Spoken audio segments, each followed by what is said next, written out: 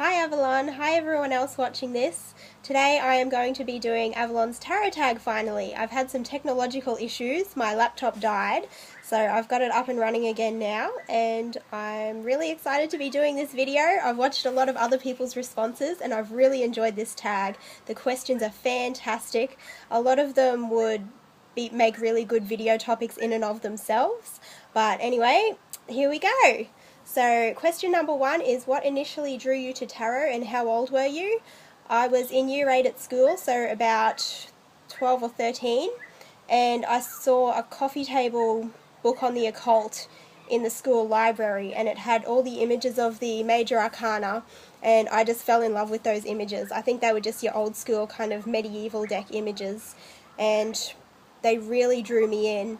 And it took me a while to be drawn to the minor arcana, especially as I started working with decks that had non-pictorial pips, which was really challenging, but I just absolutely loved those images of the major arcana, and that was what drew me in. Number 2, when did you acquire your first personal tarot deck? I was about 14, my mum bought it for me, and it's a little bit embarrassing. It's the Mystic Tarot by Mystic Meg. But yes, I still have a soft spot for it. It's quite a nice deck. You know, it's got nice court cards and nice mages. The non-pictorial pips are a bit unimpressive, but apart from that, yeah. Are you a fan of the Rider-Waite-Smith or Thoth system? Both. I love both. I'm probably a little bit more proficient in the Rider-Waite-Smith system, whereas, you know, like you said with the Marielle Tarot Avalon, the Thoth is something that I'm not quite... It hasn't revealed all of its secrets to me yet, so I'm still working on that. But I love the Thoth images, and I just love the whole energy of that deck and everything. Number 4, what type of tarot reader are you? Well, I mainly read for myself, so I think I'm pretty good. I don't very often get an opportunity to read for other people, but when I do, I think I'm a very compassionate tarot reader. I think, you know, every good tarot reader is a little bit of a spiritual counselor as well, and I think that's what sets apart good tarot readers, is that they can give you guidance, and that's what I try to do. Yeah. I don't consider myself to be, you know, an amazing psychic, and I'm not going to claim to be able to tell people amazing things about their life just from, you know, reading their cards that I wouldn't know otherwise or anything like that. And you know, but once you do know a little bit about a situation, I can often read a lot about it into the cards. So, you know, some people say that the less you know about someone, the better, and that's how some tarot readers work. But I think I work best with a little bit of information on what we're trying to look into, and I know a lot of other tarot readers are like that as well. So number 5, do you use tarot for pathworking, meditation, manifestation, etc.? A little bit. I have used tarot for pathworking and meditation on occasion. It's something that I would like to do a little bit more often, but I've had really good experiences doing it. And manifestation, I do use tarot for manifestation. The last time I did it was when I first acquired the Crystal Visions Tarot when I was pregnant with my son. And one of my favourite images in that deck is of the sun with the woman holding the little boy in the field of sunflowers, and there's butterflies everywhere. I just love that image. So I took that image out plus the Empress and a few other cards, and I did a manifestation a little while before my son was born. Pardon me. So yeah, I do on occasion use tarot for manifestation, and it's a wonderful tool in my opinion for manifestation and magical workings. Do you do daily draws? Yes, I do, and it's become one of my favourite parts of my daily spiritual practice. Number 7, do you utilise a tarot journal, and if so, what are the benefits in your opinion? I don't have a journal that's set aside especially for tarot. I do use my other journal to journal about my tarot readings, and that doubles up as, you know, just a regular journal plus a gratitude journal and a tarot journal. So I will use that to journal about my tarot readings, which cards come up and my thoughts on it. And the benefits are that you can look back on it later and see how much you've learnt. see if there was any accuracy in what you said, or if you're kind of just reading into it what you wanted to read into it. And yeah, it is something that I would like to do. I think next year I might get a journal especially for tarot, and I might start doing a specific tarot journal. Sorry, that's why I've written down my questions. Number 8, would you consider yourself a tarot collector, or do you stay true to 1 or 2 decks? I used to stay true to 1 or 2 decks, and I got burnt out. I got a little bit bored with tarot and wasn't really interested in learning it anymore. And when I was pregnant with my son, I had this real renewed interest in it, and that was when I saw the Crystal Visions Tarot online, and I knew that I had to have it. I fell in love with it. And ever since then, my interest in tarot has been renewed, and I have started collecting a few more tarot decks, but I've made a decision to keep my collection small because, you know, I've only got so much room. And I thought of this analogy, which is tattooing. I'm also obsessed with tattoo art and all the different types of, you know, styles of tattooing and that kind of thing.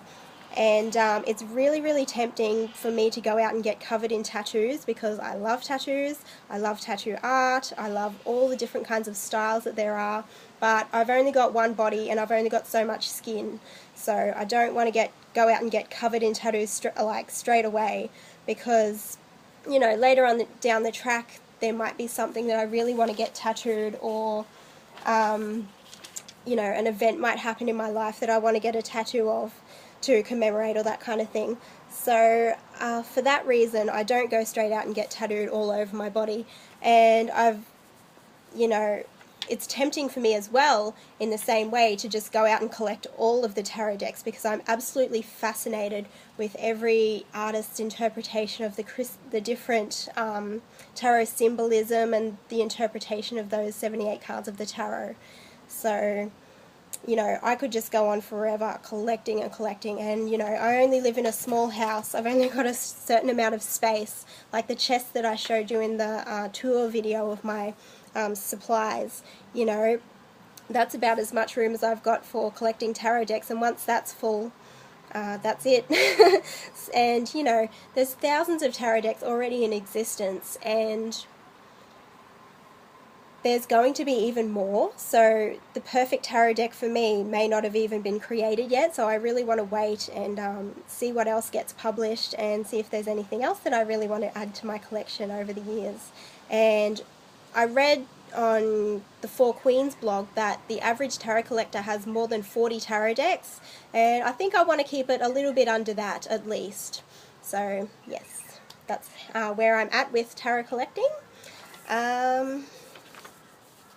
Number 9, how do you bond with the deck? I get naked and make tarot angels. Gypsy chick. I love her. But yeah, I spend a little bit of time with it one-on-one. How do you bond with anyone? You spend time with them alone. I look at the images, I look at each card. I do sleep with it under my pillow, and so yeah, basically that's how I bond with the tarot deck. Number 10, do you cleanse, bless, empower, etc. your decks? Yes, I do, and I really enjoy the process of doing that. Sometimes I do it as a big ritual, and I sort of make a really big kind of thing about it. Other times I don't. I just have a little ritual where I'll just smudge it and look at each of the cards and empower it and put my energy into the cards. And just do it simply, you know, say a little affirmation about how I want to work with the deck and how I want to get the best readings out of it, and just infirm my intent in that way. And yeah, that's what I do. Do you adhere to any tarot superstitions? I like to think I don't, but I do always wrap my tarot decks in, you know, either a nice box or a scarf or a bag. Mainly because a lot of the boxes that they come in these days aren't very good. They're flimsy, they're not going to look after your cards. So it's sort of a superstition, and it's sort of just, you know, practical looking after my cards. And another superstition that I have is that I don't leave my tarot decks laying around for anyone to look at and play with. That's about it, really. Number 12, do you integrate significator cards into my readings?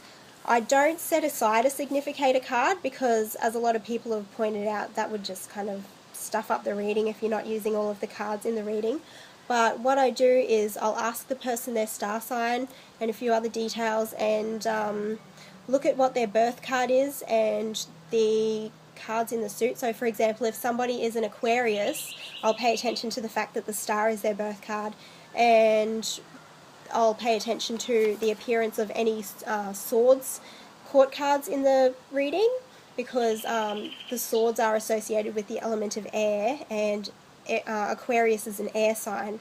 So, and depending on their gender, the energy that they're giving off, where they're at in their life, I'll pay attention to those things as well. And if those court cards or that birth card comes up, I'll sort of interpret it as not so much a situation or a circumstance or that kind of thing, but I'll read it as that person's energy and where they're at and the relevance in the reading.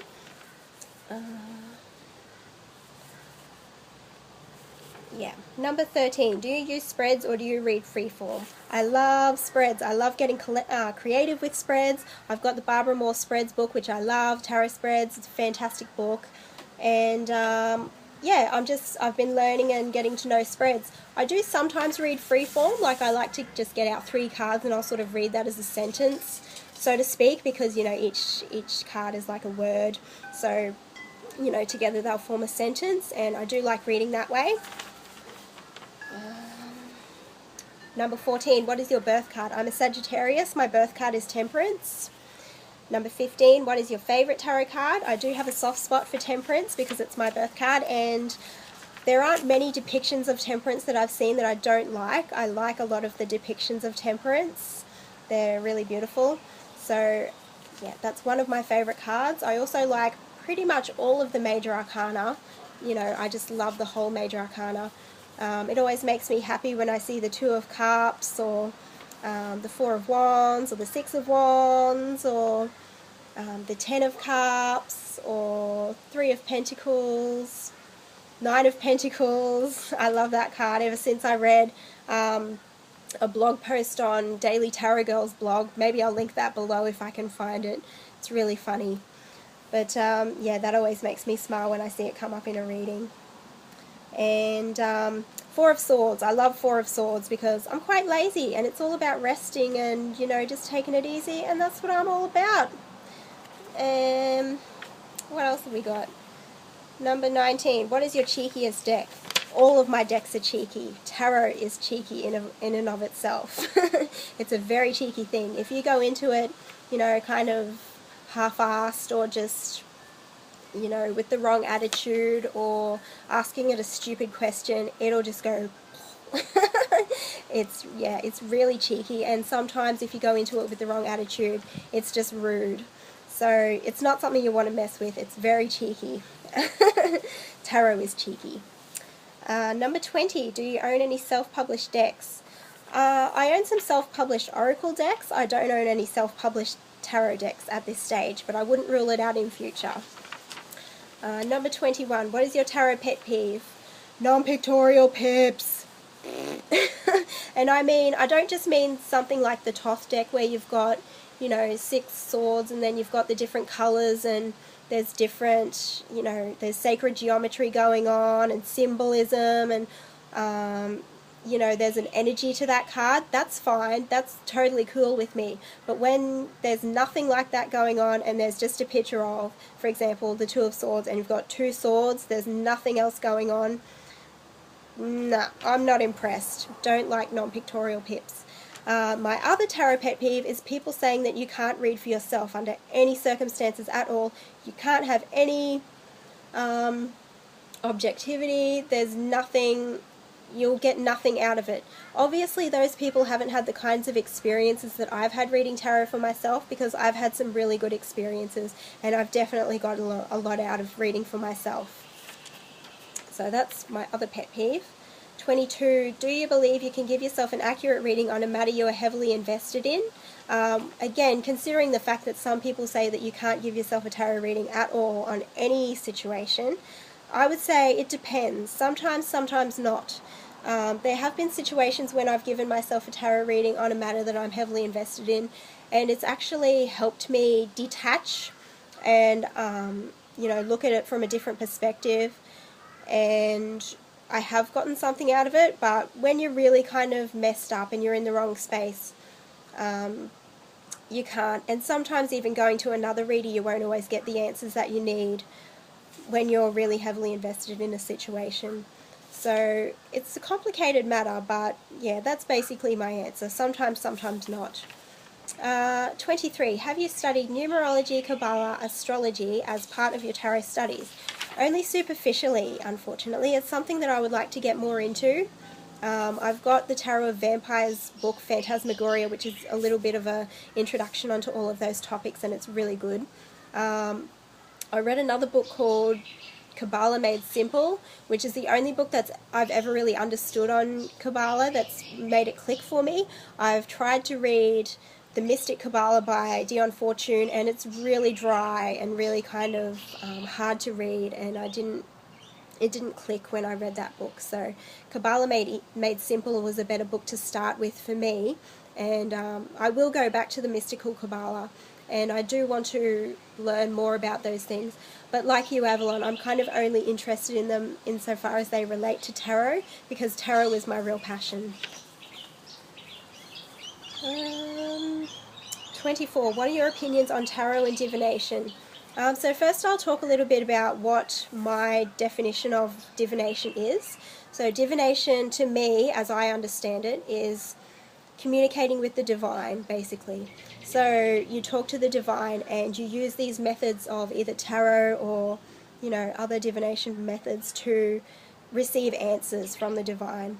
And from the experiences that I've had, there's no doubt in my mind that tarot is a really good way of getting in touch with divine intelligence. So it's a really good way of, you know, getting divination. It's also a lot of other things. It's a psychological tool, you know, it's an analytical tool, it's a method of shadow work, it's a method of looking at yourself and your situation in your life and that kind of thing. So it's not just divination. And basically my opinions on tarot as fortune telling, I think there are some psychics and some readers who are good at that, who can do that. I read the book Tarot Theory and Practice, and in that book the author was saying that she got a lot of clients in the 80s who were AIDS patients, and they just wanted to know how much time they had left. So there are reasons that people would want to get a tarot reading done as for fortune telling purposes. You know, I don't want to judge anyone who does want to get tarot read for that reason, but I don't really have any interest in that myself. I would rather, you know, get a tarot reading where I'm looking into more deeply into situations and getting a new perspective and that kind of thing, and helping me in that way, more so than telling me what's going to happen to me, you know, unequivocally, without a doubt. I'm not interested in that myself. And I think some people who want to get that done may be a little bit disempowered. Not always. I mean, there are the case of those AIDS patients and that kind of thing, but sometimes, you know, you'll get women who want to know if their partner's cheating on them and that kind of thing. Don't ask tarot that kind of thing. Do some detective work, you know. Just don't. Have you ever lost or damaged a tarot deck? I lost my first tarot deck that I ever owned, which is sad because it's out of print now, and I reordered it. It's in the mail, so it'll be here, you know, sometime this month, hopefully. And I don't even remember what happened to it. I don't know if I left it at someone's house or if I gave it to someone, or just, I don't remember if I chucked it away. But yes, and my second tarot deck that I owned, my parents' dog got into it, and he not only destroyed some of the cards by chewing them, and they were all covered in doggy slobber and all chewed up, and he also ripped up the scarf that I was holding them in, which was a beautiful blue, you know, celestial kind of scarf that I bought for only $2 from one of those dollar shops, and I've never been able to replace it, so I was really sad. And the third tarot deck that I lost or damaged was my Crystal Visions, my first copy of Crystal Visions. I've replaced it since, but I was just doing housework, and then all of a sudden my son came up to me holding the Ace of Pentacles. So I don't know, maybe you can interpret something out of that. But anyway, I was like, oh, my tarot deck! And sure enough, I went in there and a lot of the tarot cards were bent, and oh, it was a nightmare. I couldn't be mad at him. It was just when he was first starting to be mobile. So, you know, if 8 or 10 months old, I can't remember, when he was crawling and just starting to walk and that kind of thing. So, yeah, I was really sad.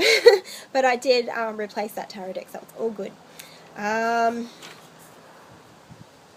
Number 26, have you ever inspired another to want to learn tarot?